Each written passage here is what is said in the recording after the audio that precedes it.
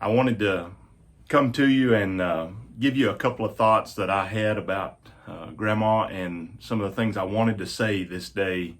And I am so deeply sorrowful that I can't be there with you right now.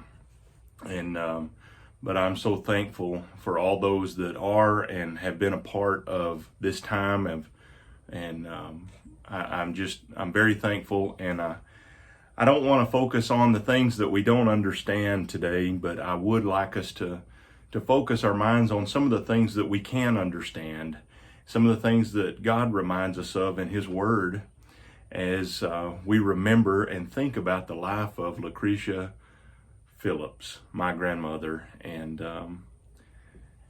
just the special life that she lived and the special lady that she was.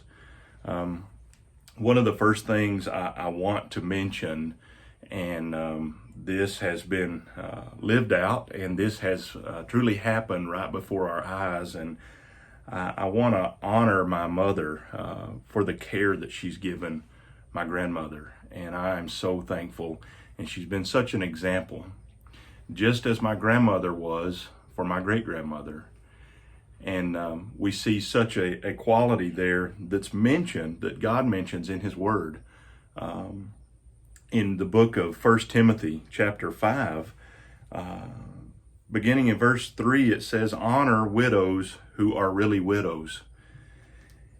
But if any widow has children or grandchildren, let them first show the piety at home and to repay their parents, for this is good and acceptable before God." What a wonderful example that both my mother and grandmother have been to taking care of the widows in their family. And I want to give honor to you for that. And I'm very thankful for that example.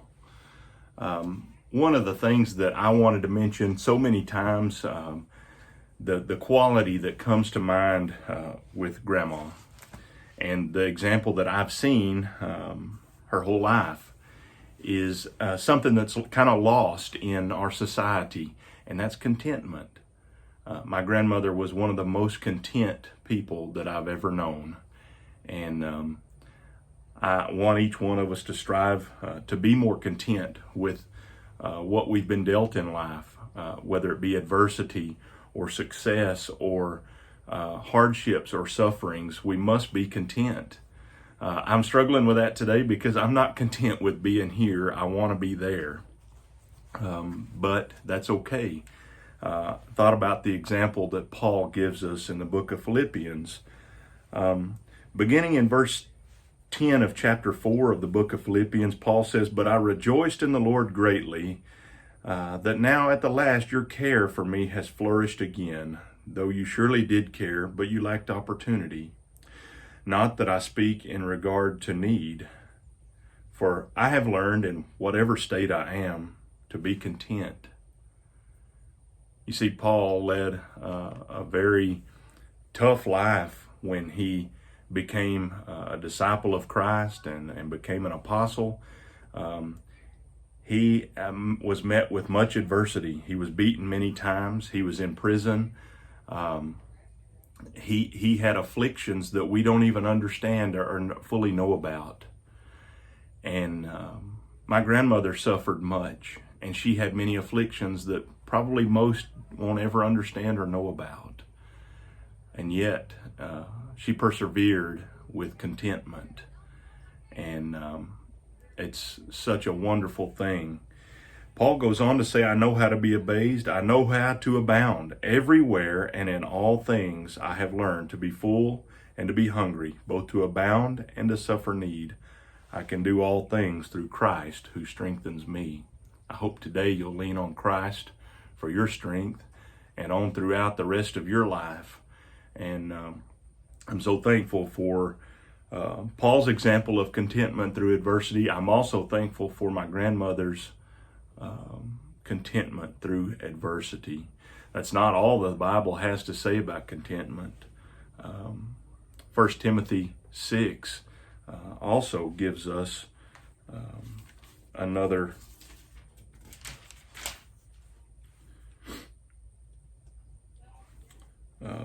verse there that says, "Now godliness with contentment is great gain. For we brought nothing into this world, and it is certain we can carry nothing out. Having food and clothing, with these we shall be content." The simple things in life pleased my grandmother. She had adversities and hardships throughout her life that many of us have not had to endure, and I pray that we don't. But moreover, I pray that when we do suffer hardship and adversity, that we will just be content with what God's given us.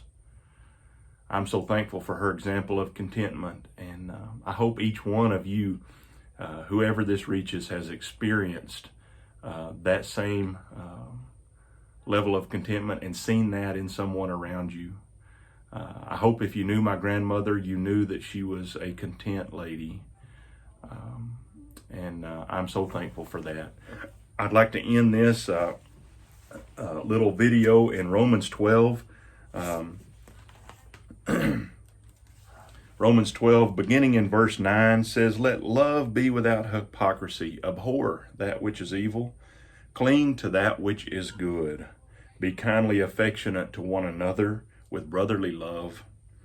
In honor, giving preference to one another, not lagging in diligence, fervent in spirit, serving the Lord, rejoicing in hope." Isn't it wonderful that we have hope in Christ Jesus? "Patient in tribulation, continuing steadfastly in prayer, and distributing to the needs of the saints, and given to hospitality." I hope you'll take these things today and think on them and dwell on those things that we do understand. We do understand that God has given us promises. God has given us examples, and we can see those things lived out in those around us, and we can build on our own lives. I love you so much, and I'll see you soon. God bless.